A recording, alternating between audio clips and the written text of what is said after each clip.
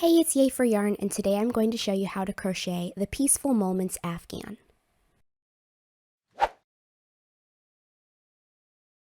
So the first thing you'll need for this project is the free written pattern, which you can get by clicking the first link in the description box down below, or you can grab the large print ad-free printable PDF version of the pattern with step-by-step photos in my shop, and that is at the second link in the description box down below.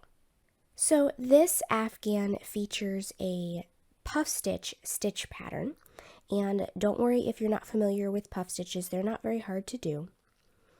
But if you are familiar with pattern reading, particularly repeats with brackets and parentheses and things like that, then you can work this pattern.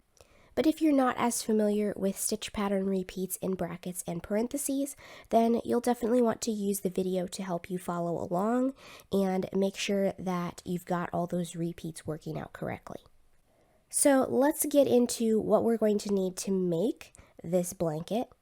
First of all, you're going to need some yarn. I am using Ice Yarns, and this is called Favorite Worsted. It's a 100% acrylic yarn, and it comes in 100-gram skeins. And I have 8 skeins of this, so you're going to need a total of 1,832 yards of a number 4 worsted weight yarn. This one is acrylic.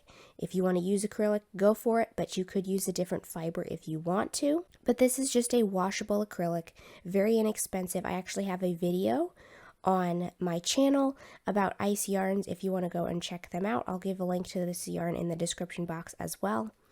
But this yarn is very soft, very smooth, and you could substitute any smooth, soft, worsted weight yarn. But anyway, I have 8 skeins of Ice Yarns Favorite Worsted, and by the way, I should mention here that Ice Yarns sent me this yarn for this design, so thank you to Ice Yarns for providing the yarn for this design. But like I said, you'll need 832 yards of your favorite number 4 worsted weight yarn. This colorway is called Powder Pink, so I'll go ahead and link that down below.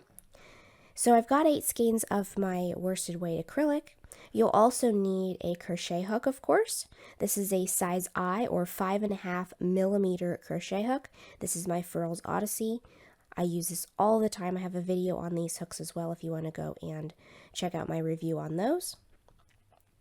And then you'll also need some scissors, a yarn needle or blunt tapestry needle, a measuring tape, and one more thing that you'll need that I don't have on the table right now is some sort of small book or a thick piece of cardboard that you can cut to certain measurements so that you can use some kind of sturdy flat object to wrap your yarn around when we make the tassels at the end of our blanket.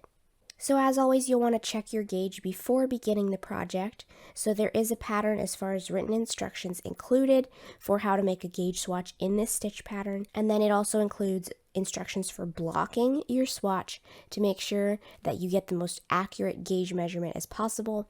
If you're not familiar with gauge, I also have a video on that. So go ahead and check the link in the description box below if you're not familiar with gauge. So now that we have all of our supplies, we can start working the pattern. So first things first, this pattern does not begin with a foundation chain. It begins with a row of foundation double crochet, which is a way of working the first row of double crochet and the foundation chain at the same time. And this gives a much stretchier finished edge than working with a foundation chain.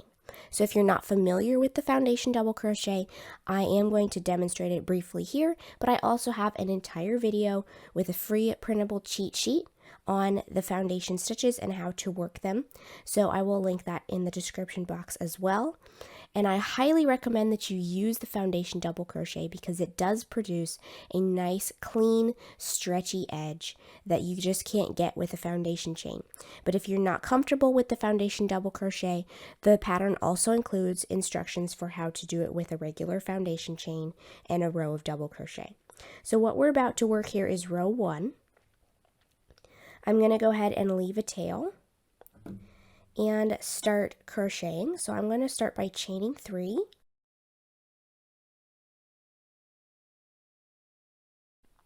And we're going to work our first foundation double crochet into that 3rd chain from the hook.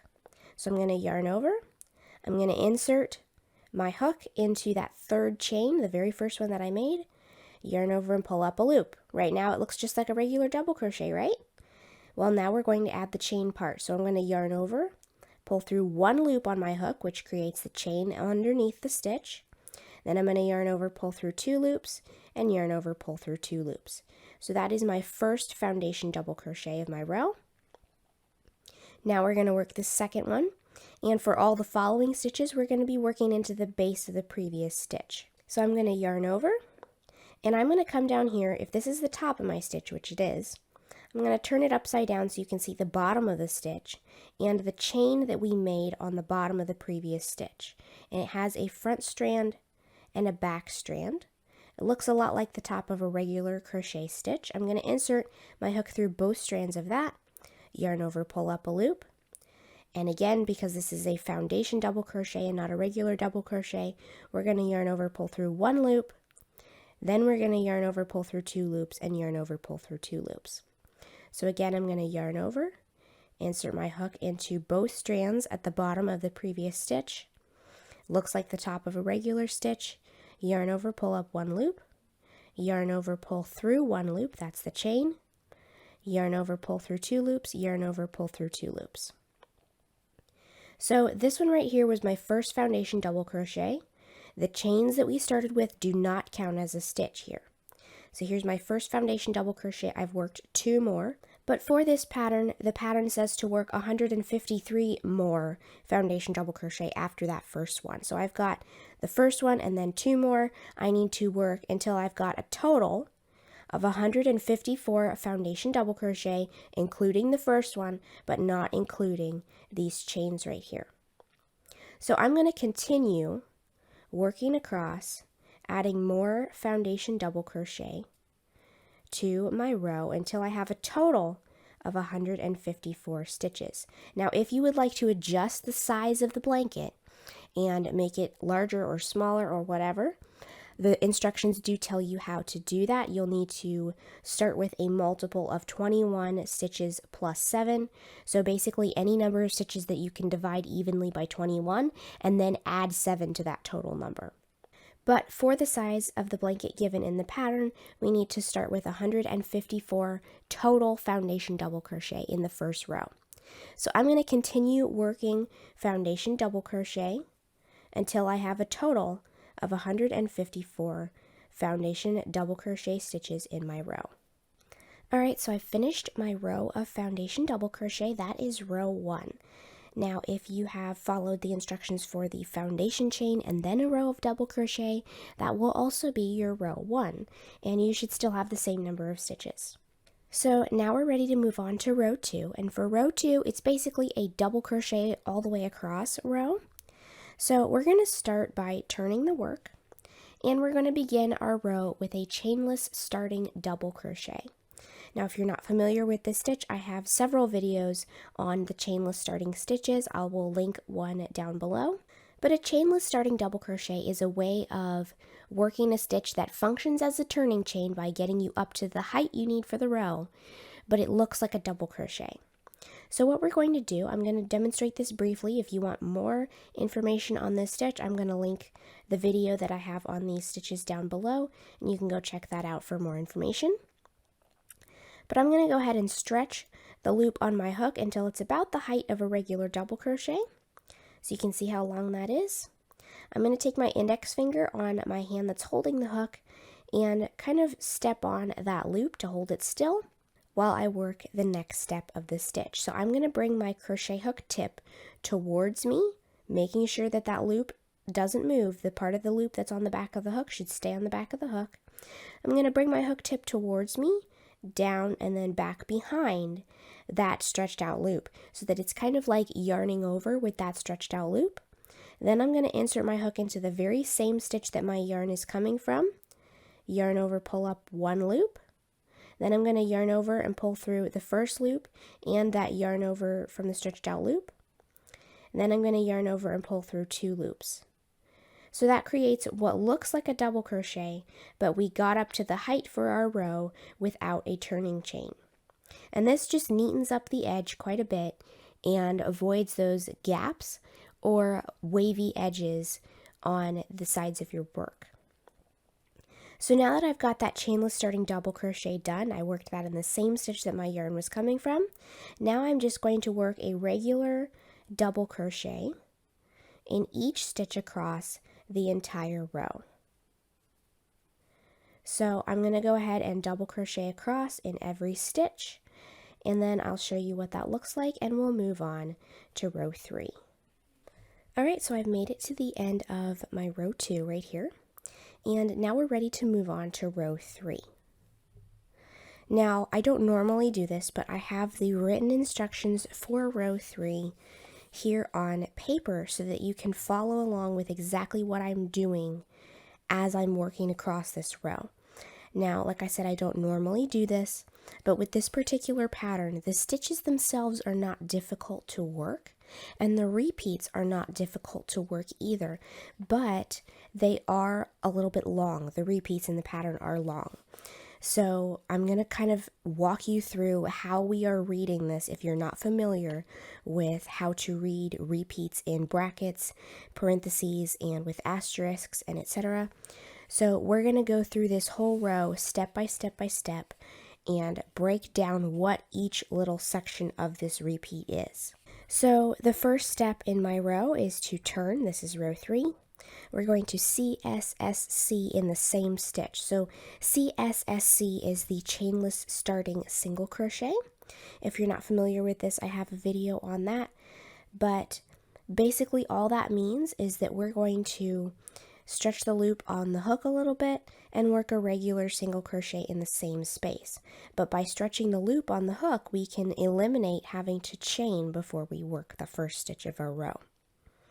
So I've worked that CSSC, or chainless starting single crochet, in the same stitch, and then the pattern tells me to puff stitch in the same stitch. So I'm going to go back into that same stitch I just worked into, and I'm going to do a puff stitch. Now for the puff stitch, we're going to yarn over, insert the hook into the same stitch, yarn over, pull up a loop, yarn over, insert the hook into the same stitch, yarn over, pull up a loop, and then one more time we're going to yarn over, insert the hook into the same stitch, yarn over, pull up a loop. And we want the loops to be just as high as the rest of the stitches. Then we're going to yarn over and pull through all the loops on the hook. So that is a puff stitch.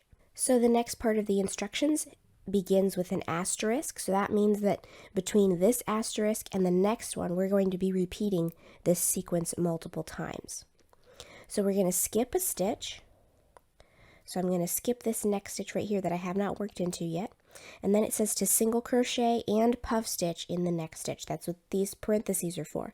So the parentheses, these little curved lines right here, tells us to do a couple different things all in one stitch. So I'm going to skip that first stitch right here. Then I'm going to work a single crochet and a puff stitch in the next stitch.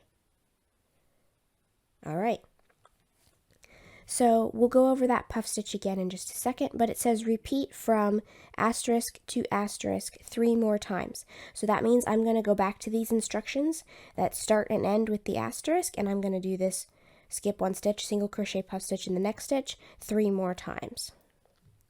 So I'm going to skip this stitch, work a single crochet and a puff stitch, and again that's a yarn over, insert hook into that stitch, yarn over, pull up a loop, yarn over, insert hook into the same stitch again, yarn over, pull up a loop, yarn over, insert into the same stitch again, yarn over, pull up a loop. Then we're going to yarn over and pull through all the loops on the hook. So that was the first time I repeated it. So now I have to do it 2 more times. Skip 1 stitch, single crochet, and a puff stitch in the next stitch. And then 1 more, skip 1 stitch, single crochet and puff stitch in the next stitch. All right, so what we've done is this was our first puff stitch. You should have 5 at the beginning of this row. Single crochet in the same stitch right here, chainless starting single crochet in the same stitch, puff stitch in the same stitch. That's what this is right here. Then we worked this in the asterisk the first time, and then we repeated it 3 more times. 1, 2, 3. So now we have brackets, and the brackets are a longer repeat. So this starts a new set of instructions that we're going to be repeating. So this one says to first skip 1 stitch. I'm going to skip this next stitch, then HDC or half double crochet in the next 7 stitches.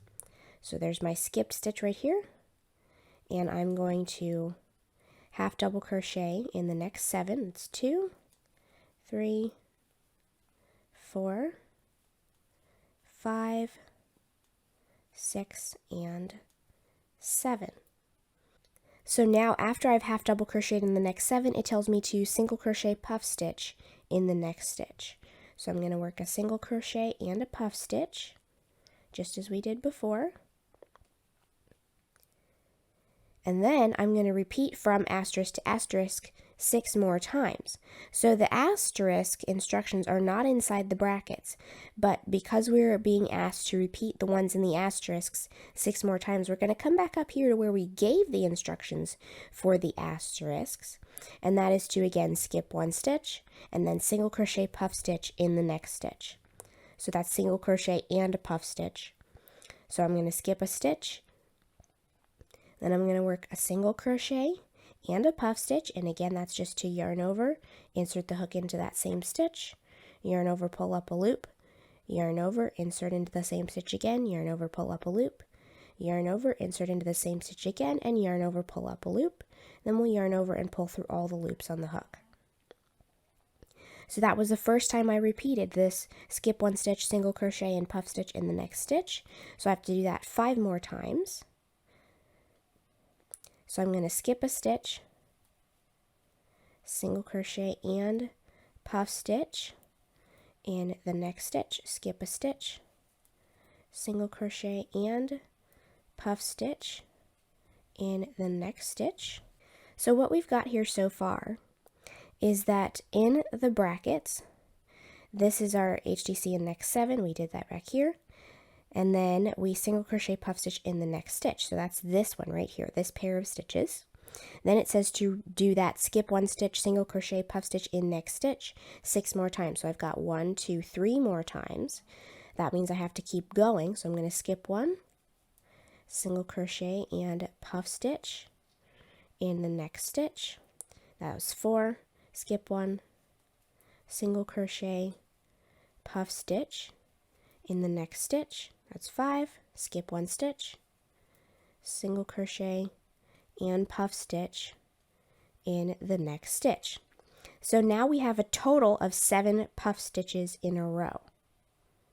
As far as what's visible, there are single crochets in there too, but we have 7 puffs in a row. So that's the end of our repeat from asterisk to asterisk 6 more times. And now we've come to the end of the brackets. So that means that's the end of what we're going to repeat. And we're going to repeat the instructions in the brackets 6 times. So we've done it once already. We're going to do it 6 times total. Not 6 more times, 6 times total. So I'm going to come back here again to the beginning of the brackets. And then I'm going to skip 1 stitch, half double crochet in the next 7 stitches. So skip 1, 1, 2, 3, 4, 5, 6, and 7 half double crochet. Then I'm going to single crochet and puff stitch in the next stitch.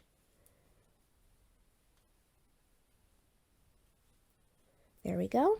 All right, and now I need to repeat what's in the asterisks 6 more times. So I'm going to skip 1 stitch, single crochet and puff stitch in the next stitch. That's 1, skip 1 stitch, single crochet and puff stitch in the next stitch. That's 2, skip 1 stitch, single crochet and puff stitch in the next stitch. That's 3, skip 1, single crochet and puff stitch in the next stitch. That's 4, skip 1, single crochet and puff stitch in the next stitch. That's 5, skip 1, single crochet and puff stitch in the next stitch. That is 6. So again, we have 1, 2, 3, 4, 5, 6, 7 puffs in a row. So now I'm to the end of the brackets again. I have to come back to the beginning of the brackets and repeat that some more. So that was the second time I worked the instructions in the brackets. So I'm going to work those instructions in the brackets 4 more times so that I have a total of 6 times. And as I mentioned, when it comes and says repeat from asterisk to asterisk 6 more times, you're always going to come back to the instructions that we had at the beginning of the row where it gives what's inside these asterisks and use that as what you're repeating here. So I'm going to go ahead and work the instructions in the brackets 4 more times so that I will have worked it a total of 6 times, and then we'll finish up the row. Alright, so I've finished repeating the instructions in the brackets 6 times total, and let's just look at what's in the brackets so that we can count how many times we've done that, just so that you fully understand how the stitch pattern is going to work here. So we begin the instructions in the brackets by skipping 1 and half double crocheting in the next 7, and then we have this row of what is 7 total puffs in the row, all in one little section. So we're going to go back to the beginning, and the first time that we do that half double crochet in the next 7 is in that brackets. So here we are. Here's the beginning of our first repeat in the brackets. So we've done it 1, that's the end of the last puff stitch in that section, 2, 3, 4, 5, and 6. So now we've done the instructions in the brackets 6 times. Now we're going to skip 1, half double crochet in the next 7 stitches. So I'm going to skip that stitch right there, and then half double crochet in 1, 2, 3, 4, 5, 6, and 7. And now what it says to do next is single crochet and puff stitch in the next stitch. So I'm going to work that single crochet and the puff stitch in the next stitch. Then it says to repeat from asterisk to asterisk 4 more times. So I'm going to come back up here to the instructions inside the asterisks, skip 1 stitch, single crochet, puff stitch in the next stitch 4 times. So skip 1, single crochet and a puff stitch in the next stitch, that's 1 time, 2,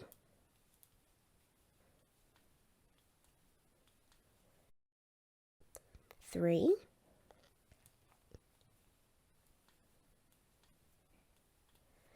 4. So we've just worked what's in the asterisks up here 4 times. Now we're going to skip 1 and half double crochet in the last stitch. So I'm going to skip this stitch right here and half double crochet in the very last stitch of the row, which is my chainless starting double crochet from the previous row. It looks very much like the top of a regular stitch when you work into it. So now you should have 154 stitches. So that's how we're going to be working row 3. So for row 4, we're going to repeat row 3. So I'm going to go ahead and work row 3 again for my next row, which will be row 4, and then we'll move on to rows 5 and 6. Alright, so I finished working my row 4, which is to repeat row 3, and as you can see, we have all of these pairs of puff stitches now. So the puff stitches from row 3 kind of line up with the puff stitches from row 4. And that's what gives us this beautiful textured stitch pattern. And when we go to block this at the end of the project, we can kind of, like I just did, push the puff stitches to the one side as far as to the front or to the back, because the back side of the puff stitches tends to be more raised from the fabric, whereas the front side that we just did, the front side is facing us of this row, tend to kind of go the other way. They kind of push back the other way. So we can kind of pop them to one side or the other, and we'll do that when we block our Afghan. But now that I've finished row 4, we're going to go ahead and work rows 5 and 6. And for rows 5 and 6, we're just going to repeat row 2. So again, row 2 is to turn. We're going to work that chainless starting double crochet in the same stitch. So I'm going to stretch the loop on my hook. I'm going to hold on to it with my index finger. I'm going to yarn over with that stretched loop, insert the hook into the same stitch, yarn over, pull up a loop, yarn over, pull through 2, yarn over, pull through 2. That's our chainless starting double crochet. And then we're just going to double crochet in each stitch across this entire row. So I'm going to go ahead and do that for rows 5 and 6, and then we'll move on to row 7. Alright, so I've finished with rows 5 and 6, and now we're ready to move on to row 7. So for row 7, we're going to actually begin with a chain stitch, not because we couldn't use a chainless starting half double crochet, but because the chainless starting half double crochet is best suited for when you're working in the round, and you have a way to secure that stitch permanently once you work into the top of it so that it won't come untwisted. With the edge of a piece, if you use a chainless starting half double crochet on the edge, it can get just a little bit loose because we're not using it in the round where it's getting joined to at the end of the round. So since we're working in rows here, we're just going to chain 1 and turn. That chain does not count as a stitch. We're going to half double crochet in the same stitch that the chain was in, and half double crochet in each of the next 6 stitches. Alright, so now we're going to begin the instructions in the brackets. So in the brackets, immediately after that first bracket, we have a set of parentheses that tells us to single crochet and puff stitch in the next stitch. So we're going to work the single crochet and the puff stitch into the next stitch. Then we have the asterisk. So we're going to start from the asterisk, we're going to skip 1, single crochet, puff stitch in the next stitch. So skip 1, then we're going to work the single crochet and the puff stitch in the next stitch, and it says to repeat from asterisk to asterisk 5 more times. So I'm going to do that 5 more times. Skip 1, single crochet and puff stitch in the next stitch. That's 1, skip 1, single crochet and puff stitch in the next stitch. That's 2, skip 1, single crochet and puff stitch in the next stitch. That's 3. And then we'll do it 2 more times.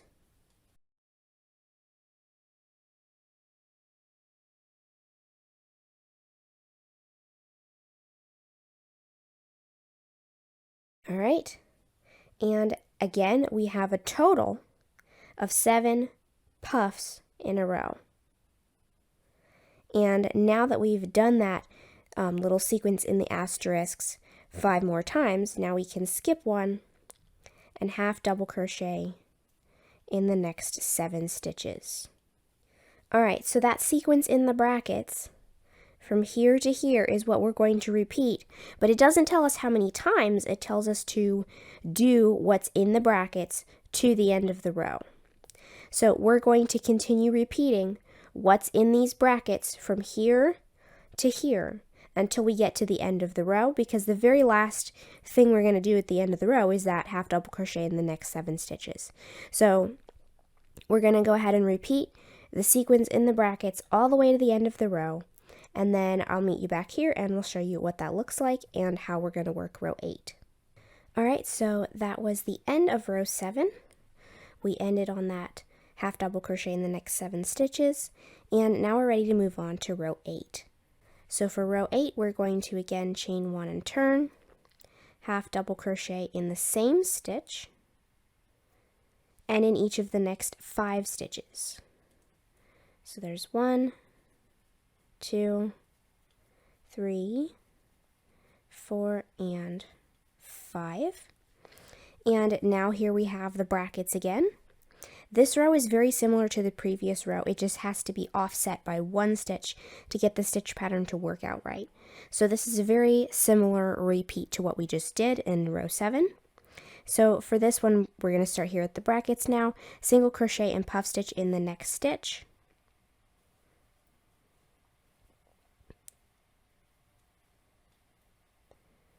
Alright, and then we're going to, now we've got these asterisks here, we're going to skip 1 stitch, single crochet puff stitch in the next stitch, and then we're going to repeat that from the asterisk to the other asterisk 5 more times. So it's a total of 6 times. I'm going to skip 1, work a single crochet, and a puff stitch in the next stitch, and then I'm going to do that 5 more times. So skip 1, single crochet, and a puff stitch in the next stitch, and continue till I've done that as many times as the pattern calls for.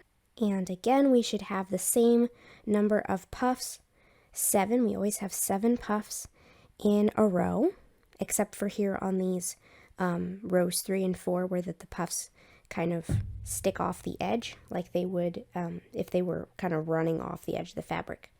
But everywhere else we will always have 7 puffs in one little section, and they should stack directly on top of the ones in the previous row. So now that we've done that puff stitch sequence 5 more times, we're going to skip 1 stitch and half double crochet in the next 7. So skip 1, half double crochet in the next 7.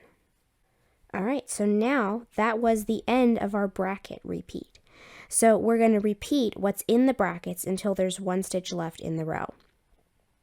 So once we reach that bracket, the second one right there, we're going to come back up to the first one and start that again. So we're going to do the section of puff stitches and then the section of half double crochets. So I'm going to continue repeating what's in the brackets until there's 1 stitch left in my row, and then we're going to half double crochet in the last stitch of the row. So I'm going to go ahead and do that, and then row 8 will be finished, and we'll move on to rows 9 and 10. Alright, so that is the end of row 8, and now for rows 9 and 10, we're going to repeat row 2, and that's the one where we just double crochet all the way across. So I'm going to go ahead and work rows 9 and 10, which is just to repeat row 2, and then I'll show you what that full repeat looks like. Alright, so I have finished working rows 9 and 10, which are these 2 double crochet rows right here. And now what we're going to do, we have the basic puff stitch design established.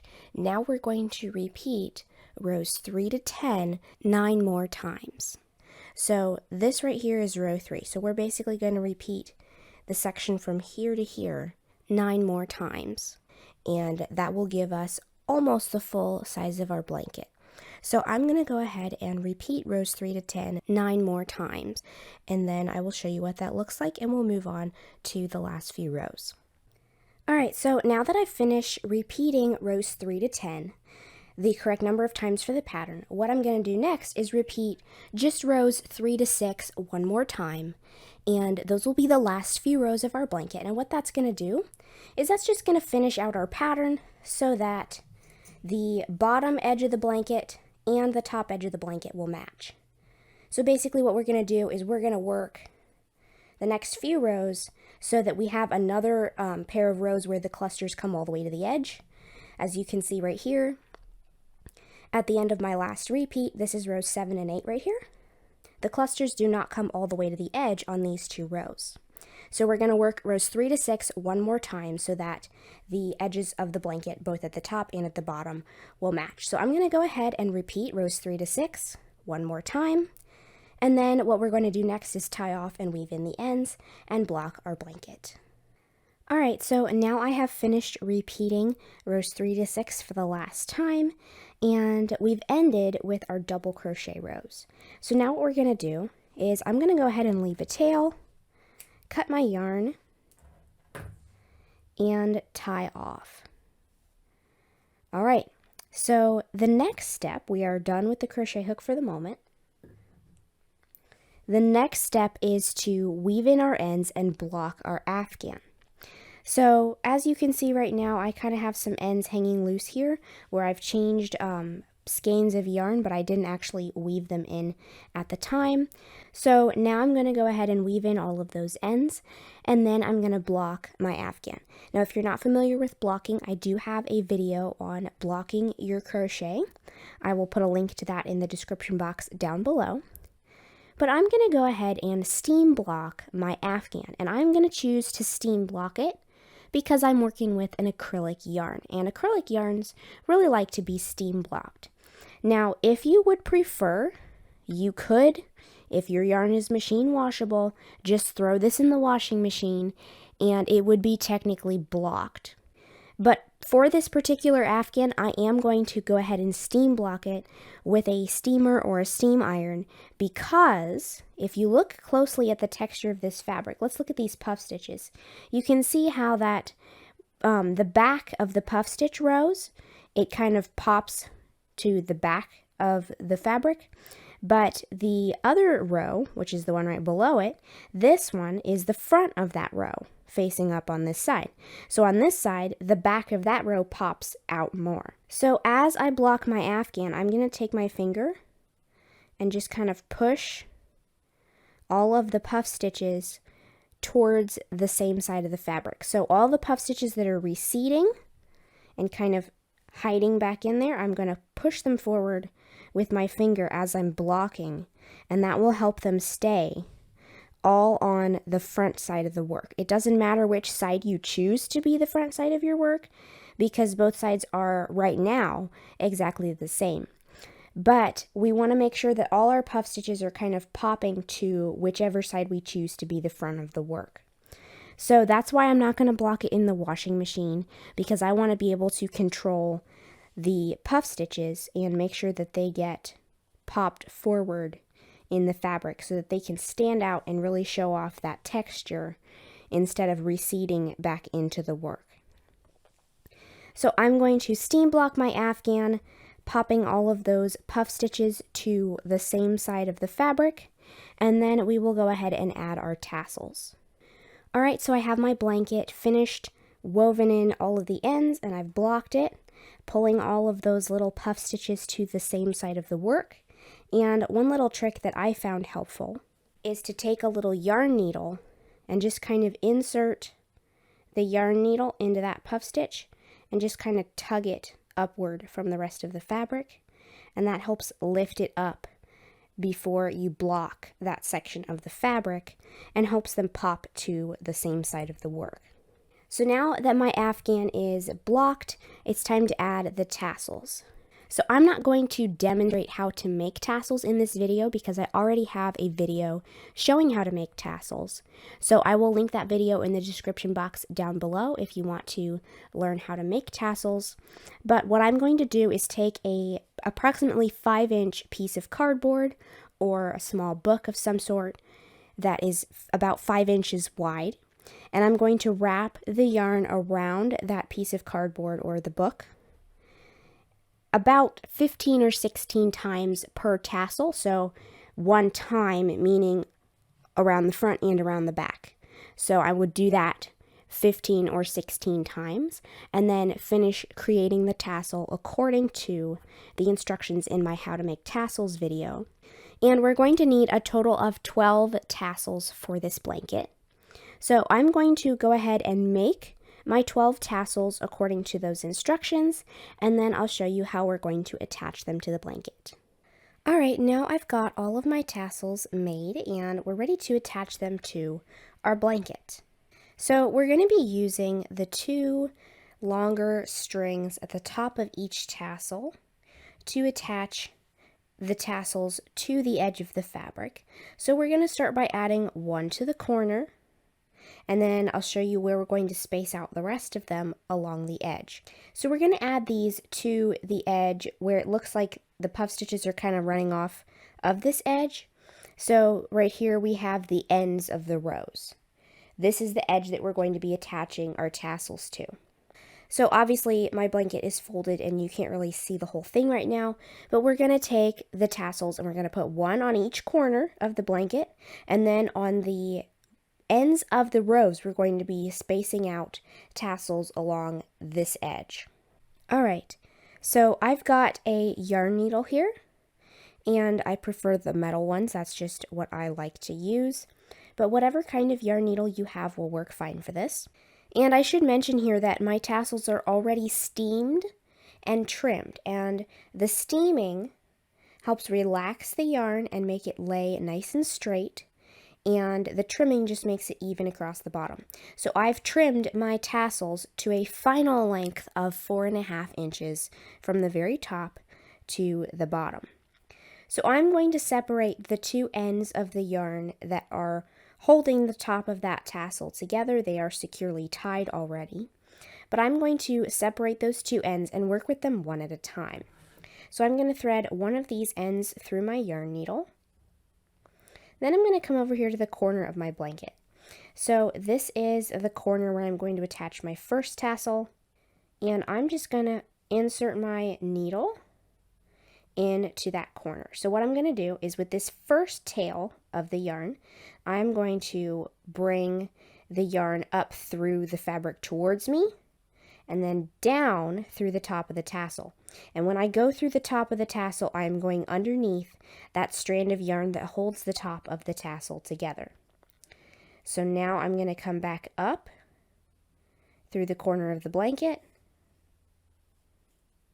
and then down through the top of the tassel, back up through the corner of the blanket, and then down through the top of the tassel. So I'm going to do that a couple of times, and then I'm going to let go of that strand of yarn with my needle. I'm just going to let go of it. So for that strand, we came up and then went back down through the tassel. So for this other strand, I'm going to pick that second one up now and put it into my yarn needle. For this strand, we are going to go in the opposite direction. We're going to go down through the blanket and then up through the top of the tassel. So I'm going to do that a couple times, going down through the blanket, up through the tassel. Let's just do one more for good measure. And then what I'm going to do is I'm going to go ahead and bring my piece of yarn that I'm currently working with to the back, going back down through the fabric. And then I can flip this over and both strands are on the same side of the work. So now I can tie those together in a double knot to make sure they are securely finished off. And then what I'm going to do next is weave in these two yarn tails. So I like to weave them in separately, not both in the same place, because that just helps minimize the bulk and makes it closer to being invisible where you weave in the tails. So that is the first tassel securely attached to the corner of my blanket. I will weave in the tails later. So now what we're going to do is space them out along the edge. Now, you don't have to measure out how long the edge is and then put a tassel every so many inches. What we're going to be doing is putting a tassel at the end of particular rows. So if we look at the stitch pattern right here, you'll notice that on some of the rows, the puff stitches go all the way to the edge, and on some of them they don't. So rows 7 and 8 are these two rows right here, where the puff stitches stop before they get to the edge, and the end of the row is half double crochet. So on the ends of rows 7 and 8, where the puff stitches do not meet the edge of the blanket, we're going to attach a tassel right there. So again, I'm going to separate the two yarn strands at the top, thread one into my yarn needle, and I like to just come right in between those two rows, kind of like on the borderline in between the two rows. Right about there. I'm going to come up through the blanket, down through the top of the tassel, up through the blanket, down through the tassel, and I'm going to do that just a couple of times. All right, and then back down through the tassel. Then I'm going to take my yarn needle with the other tail of yarn, and I'm going to take this one down through the blanket edge and up through the tassel. And I'm just going to go around the top of that a couple of times. All right, then I can bring that yarn to the back of the work and then turn it over and tie those tails together in a double knot. And the reason this works is because the tails were coming from different directions. They were kind of wrapped through the top of the tassel in different directions. So when we tie that together, we've got two yarn tails coming from different directions as opposed to two yarns coming from the same place, where if we tied those together in a knot, it wouldn't actually do anything to secure. So then I can also weave in those tails. Or if you'd rather, and your tails are long enough, You could even take the yarn tails and just bring them down underneath this center point where that the yarn is wrapped. Now my tails are not quite long enough for that. You can do that anyway if you want to, because they won't really show too much if you just have one or two that are shorter on the inside. But I want to maintain a consistent straight across the bottom cut look to my tassels, so I am going to go ahead and weave all of these in individually. But you could, if you wanted to, and if your yarn tails are long enough, just pull them through the rest of the tassel and it'll just disappear right into the work. So I am going to continue adding a tassel to the end of rows 7 and 8, the end of row 7 and 8, end of row 7 and 8, until I get all the way across this edge of the blanket, and then another tassel will go on the corner, and then I will repeat those same steps again to add all the tassels to the other edge of the blanket, the opposite edge, where the other ends of all the rows are. So I'm going to go ahead and finish adding all of my tassels to the blanket, and then I'm going to weave in my tails and my Afghan will be finished. So I hope you've enjoyed this video. If you liked it, please give it a thumbs up. If you make this project, let me know how it turns out for you in the comments below. And don't forget to subscribe, making sure you click the little bell next to the subscribe button to be notified of new videos. Thanks for watching.